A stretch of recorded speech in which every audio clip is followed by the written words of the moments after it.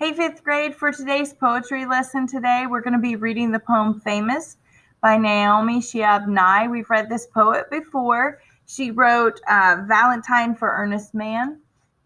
I think you guys will remember this was the poem about the guy who gave his wife skunks for Valentine's Day. And the fact that you can't just order a poem the way that you order a taco. So that's a little background about our poet. I'm going to go ahead and get started. Any work that we'll be doing, we'll be doing in this document. But first, I like to kind of set the stage. So I love this poet and I love this poem. This is the last in a sequence of poems that have helped us think about the kinds of lives we want to lead. In a society obsessed with celebrity, Naomi Shihab Nye redefines what it means to be famous. So I'm going to jump into the poem and I'm going to read that out loud to you. Famous. The river is famous to the fish. The loud voice is famous to silence, which knew it would inherit the earth before anybody said so. The cat sleeping on the fence is famous to the birds, watching him from the birdhouse. The tear is famous briefly to the cheek. The idea you carry close to your bosom is famous to your bosom. The boot is famous to the earth, more famous than the dress shoe, which is famous only to floors.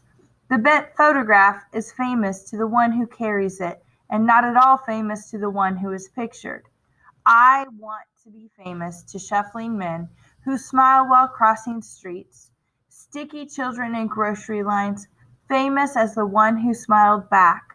I want to be famous the way a pulley is famous or a buttonhole, not because it did anything spectacular, but because it never forgot what it could do. So I'm going to jump back into the directions.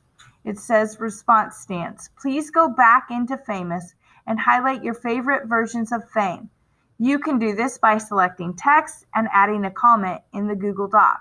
If you have your poetry folder at home with you and you would rather mark your notes using paper or pencil, that's fine too. Just make sure to create a Google drawing or a Google slide using the Create or Add button and insert your notes as an image from your camera on the Chromebook.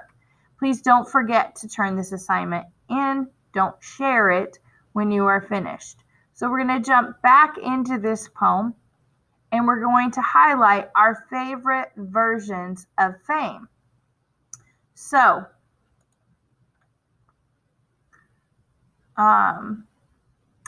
if I were doing this, I tend to like this one. And so I have to use my mouse to select these lines. And then this comment button will allow me to add comments. So it looks like a speech bubble with a plus sign. It won't let me add comments if I haven't selected anything on the page. So I'm going to type, this is one of my favorite versions of fame.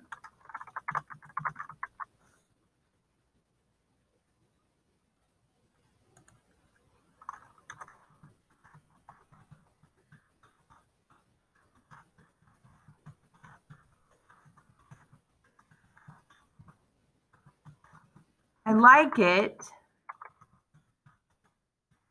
because it implies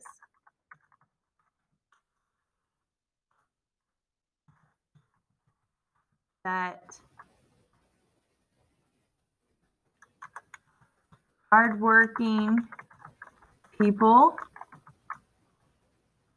wear boots and work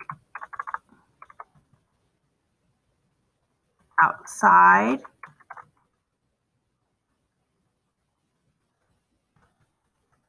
I'm going to put earth because it's not talking about the planet necessarily. It's talking about soil. So like they're not afraid to get dirty, and the boots were made to be sturdy and to allow for that hard work.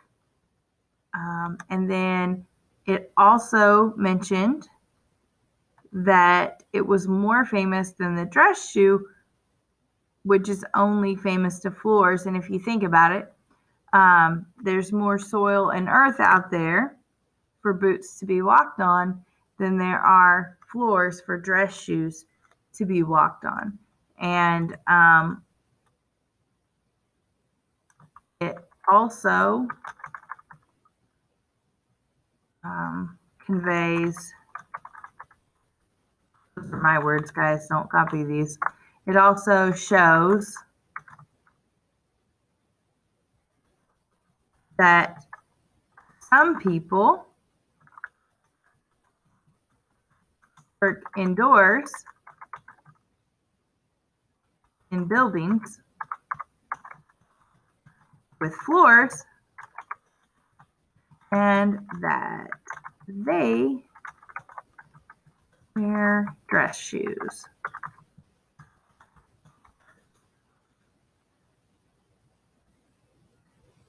Okay, so you would hit the comment button and it would show up over here off the page. Now, some of you guys have done this and you've kind of freaked out because you're like, for some reason, it's not showing these on my page. It does. You just have to scroll over to see that. And then the last thing that I want you to analyze for, so go in and select a couple of your favorite versions of Fame. I don't want to just see one. Tell me the ones that you like the best and why you like them. And then I also want to see if you can figure out what the theme is. And remember that the theme is the idea that your poet or your writer is trying to get across to you, the reader. So it can't be really specific. It has to be broad and general and something that everybody reading this poem can apply to their life. So I'm going to give you a little hint. Pay attention to these last two stanzas when you're trying to figure out what the theme is. And then you'll select the lines that you think help you determine what the theme is. And then you'll add a comment also. And then you'll say something like, I think the theme is, and then you'll explain. Now, I'm not going to give this to you because this is something I need to know that you can do on your own. Yes, it's a difficult concept, but that's how I know if you're able to analyze and explain your thinking. So hopefully this helped. I hope you guys are well. I cannot wait to see you back in the classroom. Love and miss you guys.